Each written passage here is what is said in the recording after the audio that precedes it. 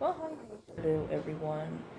So, quick video before I go to bed. Hopefully, quick video. Sorry, my hair looks like yeah.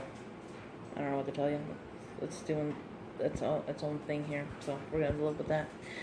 Um, so I am finally doing this tag. I have thought about it and thought about it, and I'm just gonna do it. I'm gonna pick books that I love, that I would reread, that made me feel something, and other such things. I mean, these could be that they made me cry, they made me laugh, they made me do both. So this is for Old Blues Chapter and Verse, BookTube Top 10 tag. I honestly was struggling, if I should read more books, if I should read books I normally don't read, like expand this or that, but it's like I read a lot.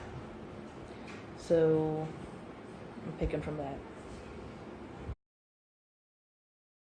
So my number 10 pick, because I'm going from 10 to 1, is Matilda. And the reason I really enjoyed this book, it's a children's book, it's light, but it also has a few serious moments in it, but still made, for children to appreciate and understand.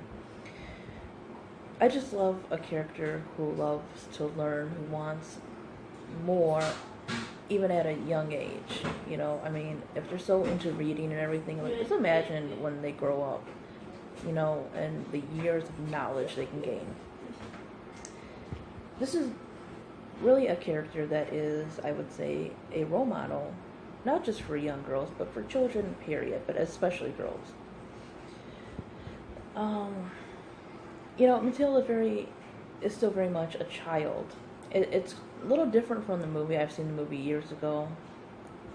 I want to say it was a good adaptation. I feel in the book she's, like I said, much more childlike. And it definitely is a children's or middle grade book.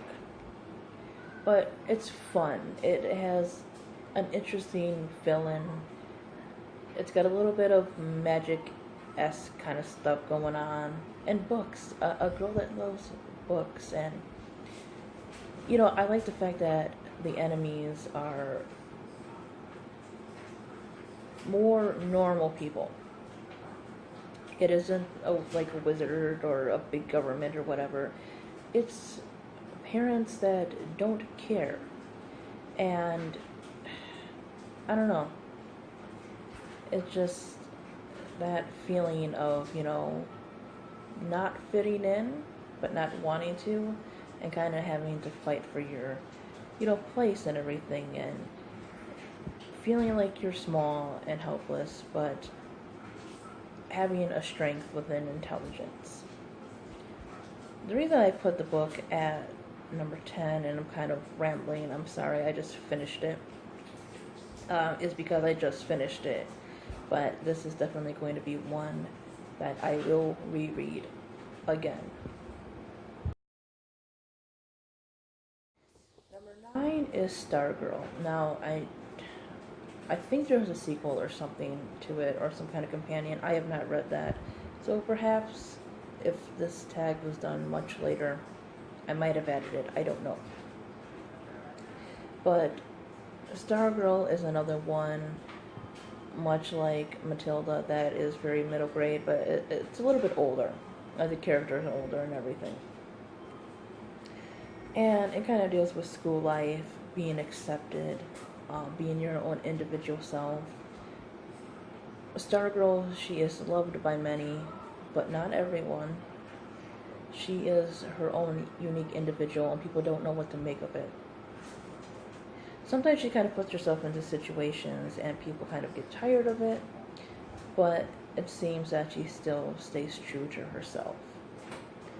She's just unique. She plays the ukulele. She cheers for everyone in the opposing team. It's pretty much that you would want a friend like Stargirl. And And it was just a quick, light, fun read.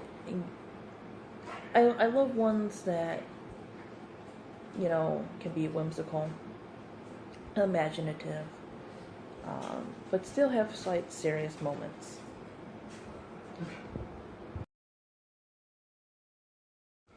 For number 8, I'm going with Speak. Now, I just got the graphic novel. I have not been able to read that one yet. But I love this book. This is the first book that kind of made me angry. And I think that's just because it seems so realistic. Like, this poor girl, she was assaulted. And then her friends they don't even listen to her and everything. And it just kind of felt really real, and it's told from first person point of view. The reason I have it at number 8 is because it is a little slow paced.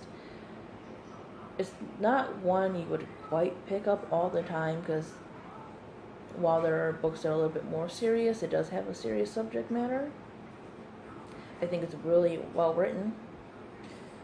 The cover is beautiful. The prose is really good and interesting. I cannot wait to get into the graphic novel once I'm done with some of the other books I'm reading now. I know it was on a banned books list, but I honestly think that people should read it. Because you never know what people are going through.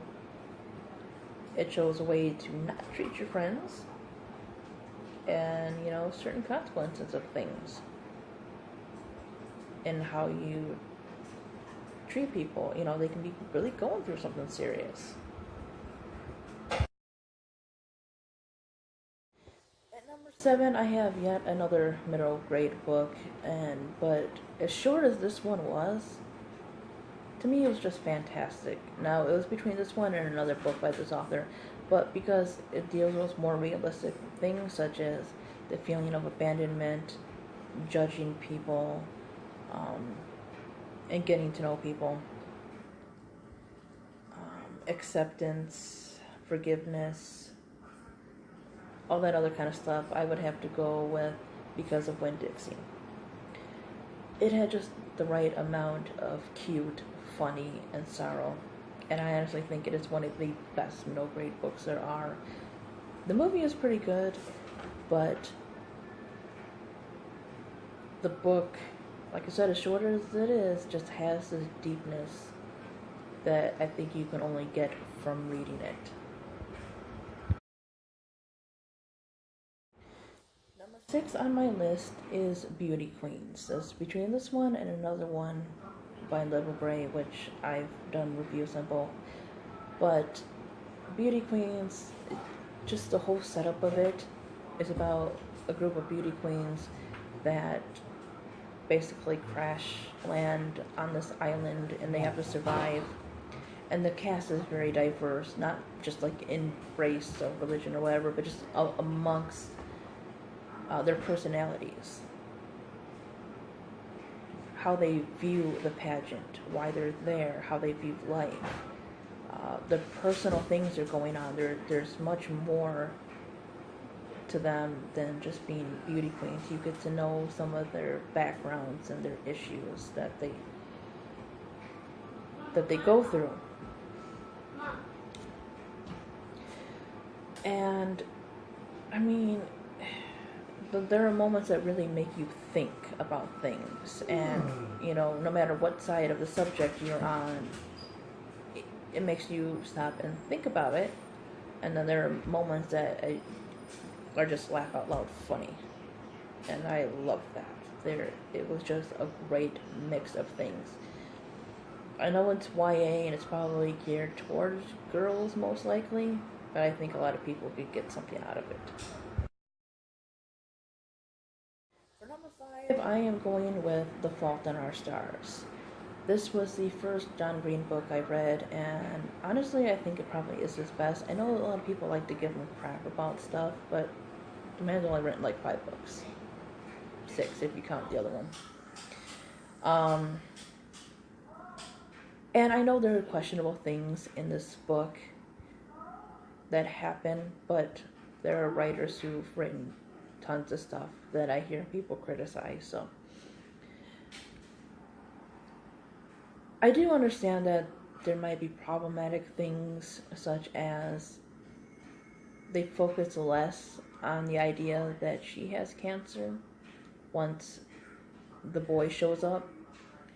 But the book is so quotable. I love that the characters, they're still trying to live life. They're doing the best that they can for this ugly thing not to take away who they are.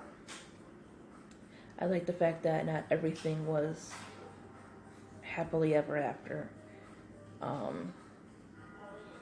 You know, that, like for instance, the whole going around Amsterdam thing by themselves was questionable, yeah. But I do like the fact that her favorite author, or whatever, when she meets him, he's not who she wanted him to be. And I think the characters are still very much human. And like I said, I just love the positivity. Because, I was talking to somebody once, and the subject of the movie Zombieland, if you haven't seen it, you should. It's really funny, really good, came up, and they said, well, if you were in that situation, you would probably try to find some kind of humor, which if everything was, devastation around you, you probably would. And I think it kind of applies to this too. That if this was happening to you, you would try to find some humor in life. Through metaphors, through learning, through books. And yeah, okay, maybe they talk intelligent for teenagers, but I kind of like the fact that, people aren't dumbing down stuff for younger readers.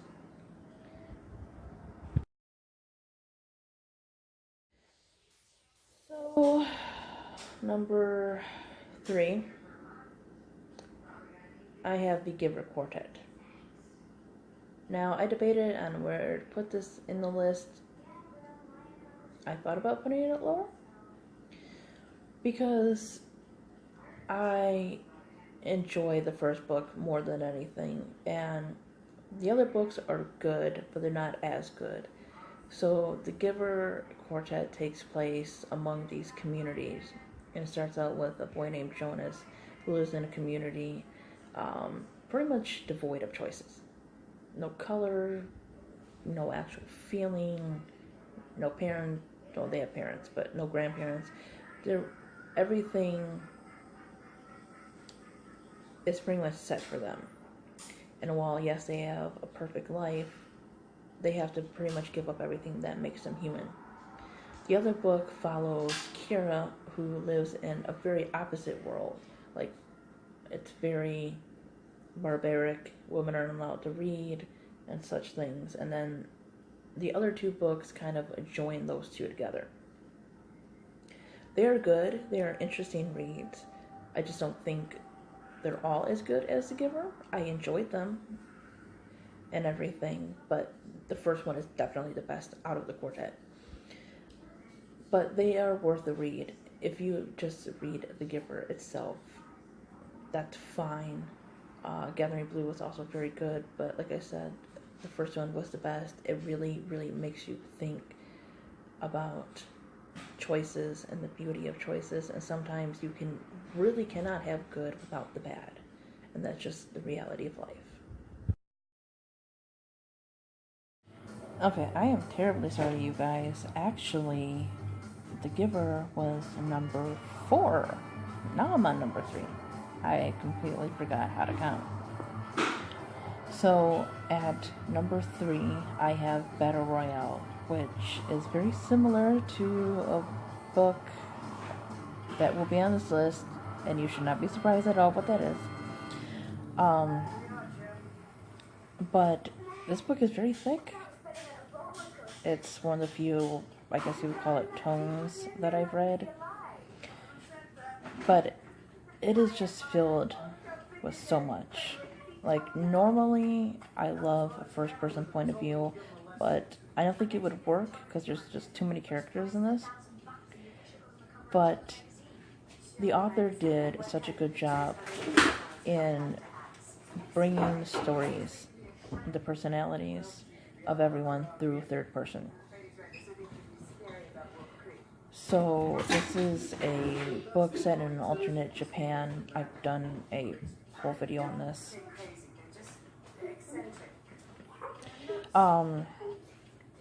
And basically it is where the government kidnaps a group of children and puts them on an island to basically kill each other. And the thing is that these people, they are friends, they're classmates, and it really is about who they are as people, their loyalty, what they've been through in life. I like the fact that the characters had background and personality, and you really felt for them. Like I said, normally I love first-person point of view because it seems like you really get into the character's head, but he did such a good job on just letting you get to know the characters in this way. Because there's just so many of them, it wouldn't work. But I hate the fact that when people compare it to a certain other book, they're like, well, this one had so much more violence and it's more this and that, but it's not about the violence. Yeah, it is about the violence, but it's about who you are as a person. What will you do to survive, your morals, your beliefs. That time between being a human who wants to survive and human instincts and your beliefs, your morals, your dedication to your friends. There's just so much going on in this book. I know it's thick, but you definitely should read it. I honestly almost forgot to film number 2. I did. I don't know how I'm doing this, but my math is so off. So at number 2 is The Lovely Bones, and at one point this was my favorite book, and it might still be like one of my absolute favorite standalones. Obviously it's at number 2. I would kind of put this up against some other books, but I think it still stands as my favorite. It is so heartbreaking. The fact that it's told from first person point of view, which is my favorite point of view, and it is so dark, but it is also very beautiful and poetic. It just touches on loss so well, and there's a realistic, things you would think happening to a family that lost a child. How it would devastate them and tear them apart. And the fact that it balances reality with fantasy. It is told from the point of view of the girl who is actually a 14-year-old girl who actually is murdered by her neighbor. And she tells a story from her place in the afterlife. It really never touches on a specific religion or heaven or whatever. But it was just so well balanced. Normally it's fantasy or contemporary or whatever, but it was like, it's almost like both. And that's what I loved about it, because I love those two genres. And it's hard to read, but like I said, it is beautifully written and heartbreaking, and it's a good tearjerker. And of course, number 1 should have been absolutely no surprise. I have made several videos dedicated just basically almost to the first book, but I love the entire trilogy. Some people say it would have worked as one book. I think if you took bits and pieces it would have, but still, it's fantastic from start to finish. Yes, I didn't like the last book. It wasn't the greatest, but I didn't hate it. There's just so much going on in this series. You have a protagonist that loves her family, is a dedicated sister, even daughter. There's issues of loss, violence, the value of life, how money affects people, how we see people from where they're from, or how much money they have, and sometimes the value we put on people because of those things. You know, there is depression and prejudice and all that stuff. There's just so much going on in these books. I think they were some of the best, not just YA, but best books, period, like in the last few years. And honestly, the love triangle wasn't that bad. I can live with it, and I do like the choice that the author made at the end of the series. I know a lot of people don't, but I do. I don't think that being a strong, like, female character, whatever, means that you have to be single. That you have to be exactly like a man. This person does what they do because of their upbringing. Like, the book makes sense. Some things are questionable, yeah, but authors are only human. But it just, the story, the opening draws you in. It makes you feel for the characters.